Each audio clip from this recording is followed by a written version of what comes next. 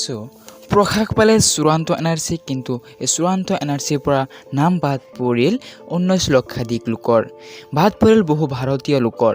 এতিয়া প্ৰশ্ন, নাম বাদ পৰা বৈধ ভাৰতীয় নাগৰিকে এনআৰচিত কেনেকৈ তেওঁলোকৰ নাম অন্তৰ্ভুক্ত কৰিব, কি কি ডকুমেণ্টছৰ দৰকাৰ হ'ব, কেতিয়া এপ্লাই কৰিব লাগিব আৰু ক'ত যাব লাগিব, এই গোটেইখিনি তথ্য আপোনালোক আজি এইখন ভিডিঅ'ত পাই যাব। তো আশা কৰিলোঁ ভিডিঅ'টো শেষলৈ চাই থাকিব বুলি। Let's go play started. Subscribe now and press the bell icon. Never miss an update. এনআৰচিৰ পৰা নাম বাদ পৰা লোকসকলৰ প্ৰথম পদক্ষেপ হ'ব কি কাৰণত এনআৰচিৰ পৰা তেওঁলোকৰ নাম বাদ পৰিল তাৰ চাৰ্টিফাইড কপি বিচাৰি আবেদন কৰিব লাগিব জিলা উপায়ুক্তৰ কাৰ্যালয়ত। আৰু তাৰপিছত এনআৰচিৰ পৰা নাম বাদ পৰা লোকসকলৰ আবেদনৰ বাবে 120 দিনৰ সময়সীমা নিৰ্ধাৰণ কৰা হৈছে। জিলা উপায়ুক্তৰ কাৰ্যালয়ৰ পৰা যিদিনা চাৰ্টিফাইড কপি যিদিনা লাভ কৰিব সেইদিনাৰ পৰা আৰম্ভ হ'ব 120 দিনৰ গণনা।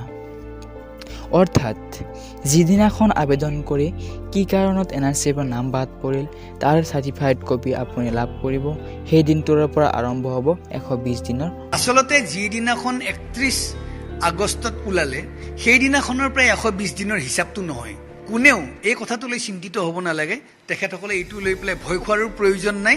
তেখেতসকলে যিদিনা এপ্লাই কৰিব DC অফিচত চাৰ্টিফাইড কপিৰ কাৰণে আৰু যিদিনাখন চাৰ্টিফাইড কপি পাব তাৰ পৰাহে 120 দিনৰ হিচাপ হ'ব। সেইকেইদিনৰ ভিতৰত তেখেতসকলে এপিলটো দাখিল কৰিব লাগিব।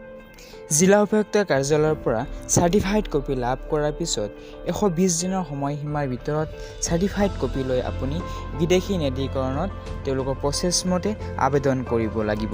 আৰু কোনো জাননী নিদিয়ে এতিয়া যাৰ নামে চাব MLA নাম অহা নাই, চিটিং MLA নাম অহা নাই, তেওঁ যাবলৈ টাইমত গৈ দিবলৈ আপিল দিব লাগিব।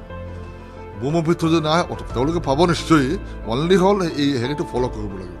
চাৰ্টিফাইড কপি লৈ তেওঁলোকে আপিল ফাইল কৰিব পাৰে, এইটো লিখা আছে তাত। আৰু এইখিনি আছিল আজিৰ গোটেইখিনি তথ্য। নিশ্চয় গম পালে, নিশ্চয় বুজি পালে।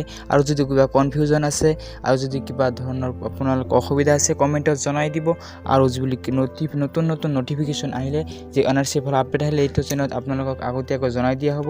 চ' চেনেলটো ছাবস্ক্ৰাইব কৰি কাষত থকা বেল আইকনটো দবাই দিবলৈ নাপাহৰিব। Thank you, till then, Tata.